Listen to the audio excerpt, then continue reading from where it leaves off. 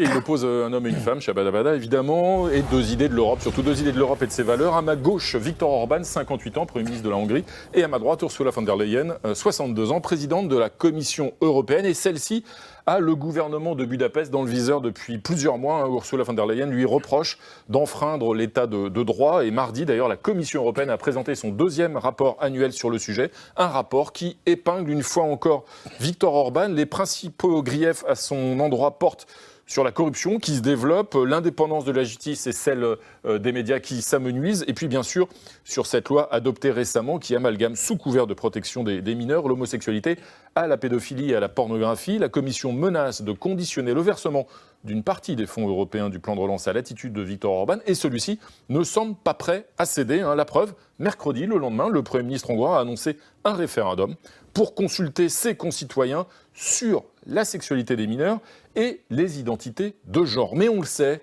dans un référendum, le plus important, ce n'est pas la réponse, c'est la question, et plus exactement, la façon dont elle est tournée.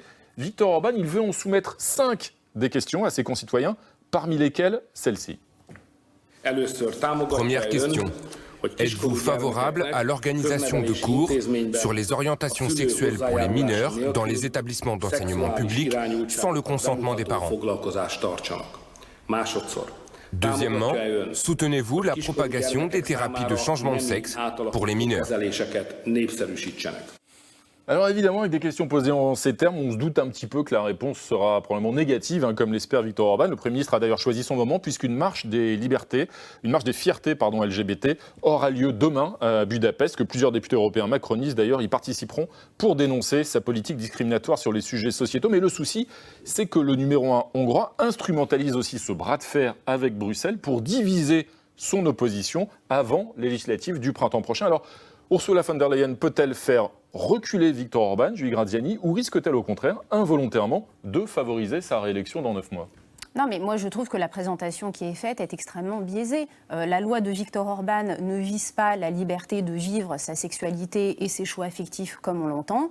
Elle vise la mise à disposition auprès des mineurs et sans l'autorisation des parents de contenu d'une exposition précoce à des contenus sexuels sous couvert. Veut soumettre à un référendum, Renaud, oui, mais attendez. Non, c'est pas ce que j'ai dit. Ce que j'ai dit, c'est que tout le monde joue un peu à l'idiot dans cette histoire et tout le monde est de mauvaise foi. Lui aussi, quand il présente justement ces intitulés-là de questions. Oui, mais attends, il faut juste le début pour que la fin soit logique. Le fond du problème, c'est qu'il y a aujourd'hui des associations qui promeuvent une idéologie sous couvert de lutter contre les intolérances en matière d'orientation sexuelle. Elles ont préempté le sujet et que sous couvert de ces bonnes intentions, elles réalisent un amalgame entre la lutte contre les intolérances et l'exposition de ces mineurs à des contenus sexuels. Comment expliquez-vous que Ursula von der Leyen, la Commission européenne et les États aient eux-mêmes adopté cette position, cette condamnation de la loi hongroise ? Il faut cesser d'être dupe de ces amalgames qui sont faits par les opposants à Orban. C'est trop facile de crier à l'homophobie. Vous savez, il y a beaucoup de familles homoparentales qui procurent une excellente éducation à leurs enfants et qui n'ont pas du tout envie qu'on leur mette entre les mains des contenus bord obscènes, voire franchement obscènes. Je vous renvoie aux brochures qui sont par exemple éditées par le CRIF, sous toujours des très bons couverts, d'éduquer les jeunes à la sexualité, bla bla bla. Sauf que c'est bien trop précoce, c'est inadapté à leur âge. Et oui, les parents, quelle que soit leur orientation sexuelle, ont leur mot à dire. Pascal Blanchard, justement. L'amalgame, à mon avis, il est très pertinent parce que dans la démarche d'Orban, c'est pas simplement... Là, bien sûr, il choisit des questions extrêmement techniques, extrêmement pointues, qui, a priori, vont faire dresser les poils de n'importe quel Hongrois au bout de 2 minutes, vu la question comment elle est posée. Donc, il va faire le même résultat que, rappelez-vous, le référendum qu'il avait fait en 2016, après la vague migratoire, parce que 98% des gens lui avaient dit oui, sauf qu'il n'avait pas eu beaucoup de participation. Son objectif, c'est ça.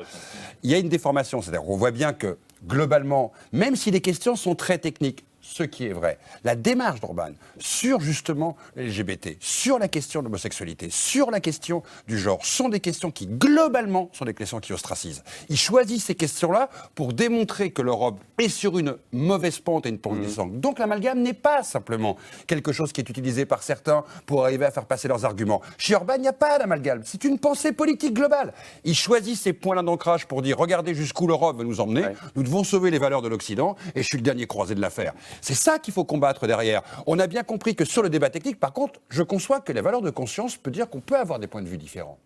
Mais aujourd'hui, dans une politique publique, la conscience et la politique publique, ça va être un débat ouvert et non pas ce qu'il est en train de faire, d'imposer à travers cette soi-disant vie démocratique et référendaire une vraie réflexion à la société hongroise.